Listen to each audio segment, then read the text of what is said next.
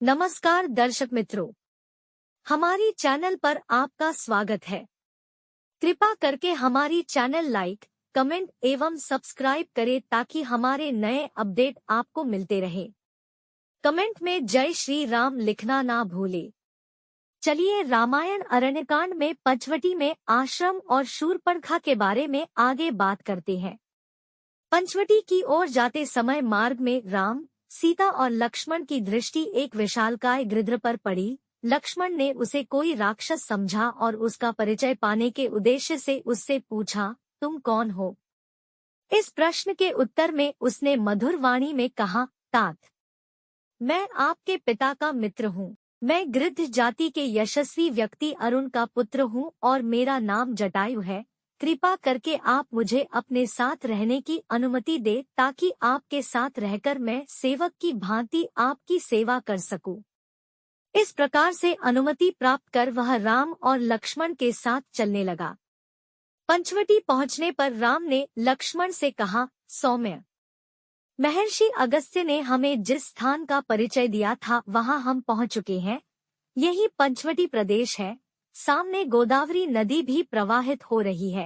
अतः तुम किसी जलाशय के निकट रमणीय दृश्य वाले योग्य स्थान का चयन करके उस पर आश्रम बनाने की तैयारी करो। लक्ष्मण ने आश्रम बनाने के लिए गोदावरी के तट पर एक स्थान का चयन किया जहां पर पुष्पों से लदे वृक्ष अत्यंत मनोहर प्रतीत हो रहे हैं। वह स्थान चारों तरफ से पुष्पों, गुल्मों तथा लतावलरियों से युक्त साल, ताल, तमाल, खजूर, कटहल, जलकदम, तिनिश, पुन्नाग, आम, अशोक, तिलक, केवड़ा, चंपा, स्यंदन, चंदन, कदम्ब, परनास, लकुच धव, अश्वकर्ण, खैर शमी, पलाश आदि वृक्षों से घिरा हुआ था। निकट ही गोदावरी नदी प्रवाहित हो रही थी जिसमें हंस और कारंडव आदि पक्षी विचर रहे थे। चकवे उसकी शोभा बढ़ाते थे और पानी पीने के लिए आए हुए मृगों के झुंड उसके तट पर छाए रहते थे। लक्ष्मण ने वहां पर लकड़ियों तथा घासफूसों की सहायता से शीघ्रतापूर्वक एक कुटिया का निर्माण कर लिया। फिर उसी कुटिया के निकट उन्होंने सुंदर लता पल्लवों की सहायता से एक और कुटिया का निर्माण किया और उसमें सुंदर स्तंभों से युक्त यज्ञ वेदी बनाई। उसके बाद उन्होंने दोनों कुटियाओं को घेरते हुए चारों ओर कांटों की बाड़ लगा दी। इस प्रकार आश्रम का निर्माण कर लेने के पश्चात लक्ष्मण ने राम और सीता को बुलाकर आश्रम का निरीक्षण कराया। वे इस सुंदर आश्रम को देखकर अत्यंत प्रसन्न हुए। लक्ष्मण की सराहना करते हुए राम बोले, लक्ष्मण, तुमने तो इस दुर्गम वन में भी राजप्रासाद जैसा सुविधाजनक निवास स्थान बना दिया। तुम्हारे कारण तो मुझे वन में भी घर से अधिक सुख सुविधा प्राप्त हो रही है।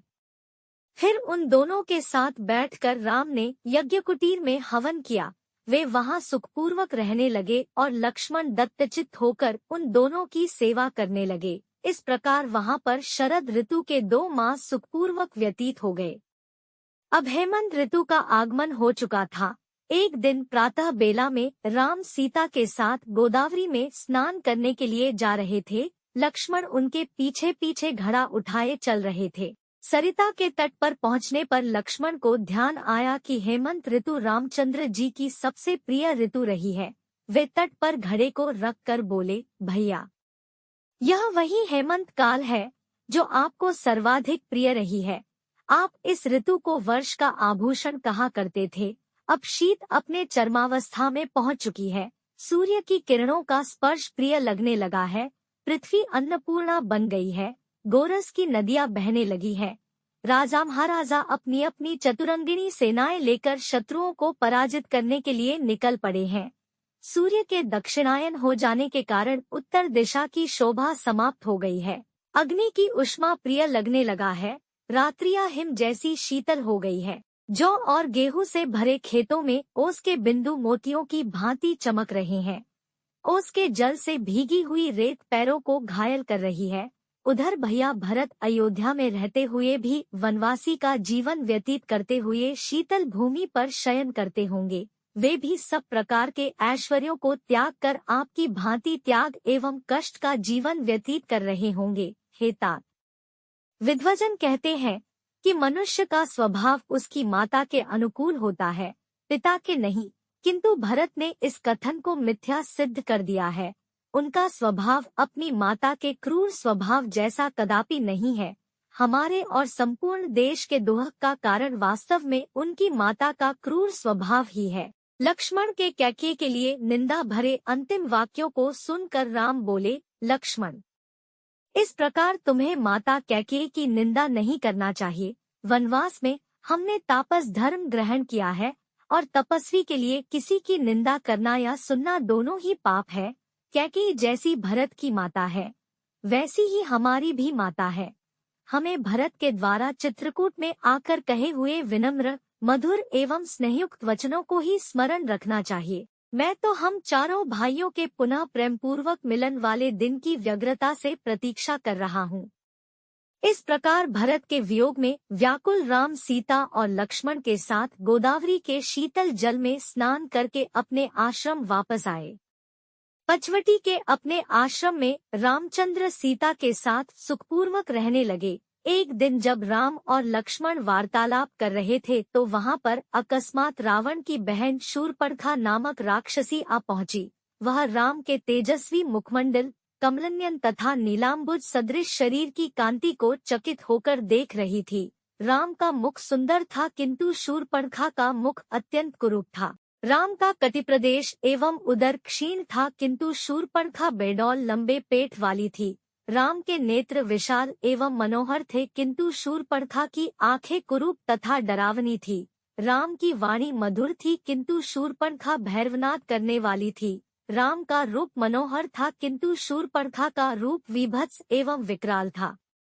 उन्हें देखकर उसके हृदय में वासना का भाव जागृत हो उठा। इच्छानुसार रूप धारण करने वाली वह राक्षसी मनोहर रूप बनाकर राम के पास पहुंची और बोली, तुम कौन हो?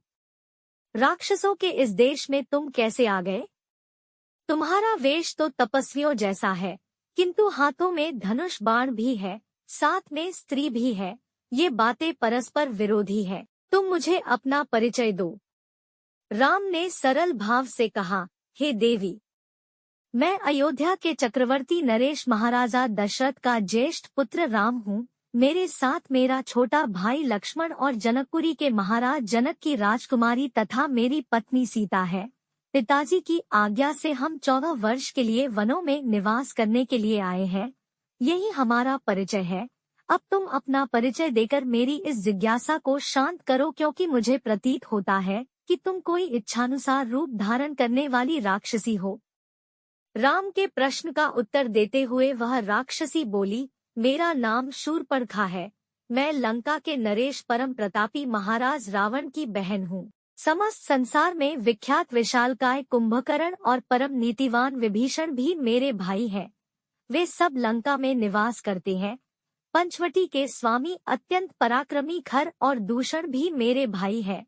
संसार में शायद ही कोई वीर ऐसा होगा जो इन दोनों भाइयों के साथ समरभूमि में युद्ध करके उन्हें पराजित कर सके।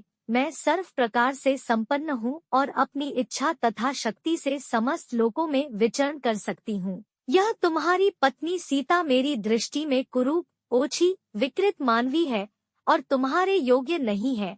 अतः तुम मेरे पति बन जाओ, मैं ही तुम्हारे अनुरूप हूँ। इस अबला सीता को लेकर तुम क्या करोगे? तुम्हारी भार्या बनने के पश्चात मैं तुम्हारे भाई और सीता को खा जाऊंगी और तुम्हारे साथ विचरण करूंगी।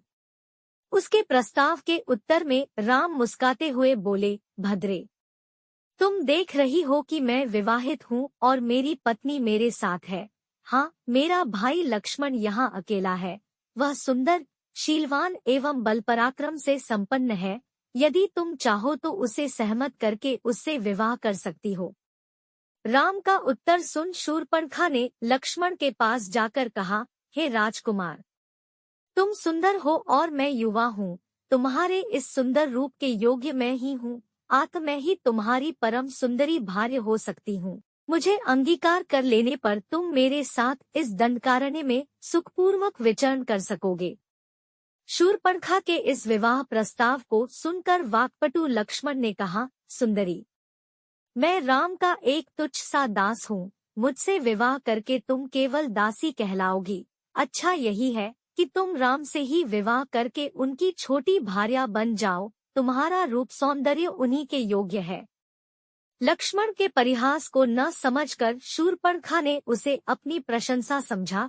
वह पुनः राम के पास जाकर क्रोध से बोली, हे राम, इस कुरूपा सीता के लिए तुम मेरा विवाह प्रस्ताव अस्वीकार करके मेरा अपमान कर रहे हो, इसलिए पहले मैं इसे ही मार कर समाप्त किए देती हूँ, फिर तुम्हारे साथ विवाह करके मैं अपना जीवन आनंद पूर्वक व्यतीत करूंगी।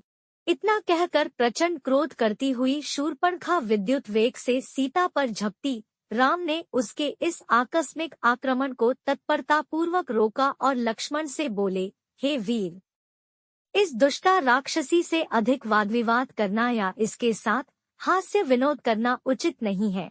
इसने तो जानकी की हत्या ही कर डाली होती। तुम्हें इस कुरूपा और कुलटा राक्षसी को उसके किसी अंग से विहीन कर देना चाहिए। राम की आज्ञा पाते ही लक्ष्मण ने तत्काल खड्ग निकाला और दुष्टा शूर्पणखा के नाक कान काट डाले।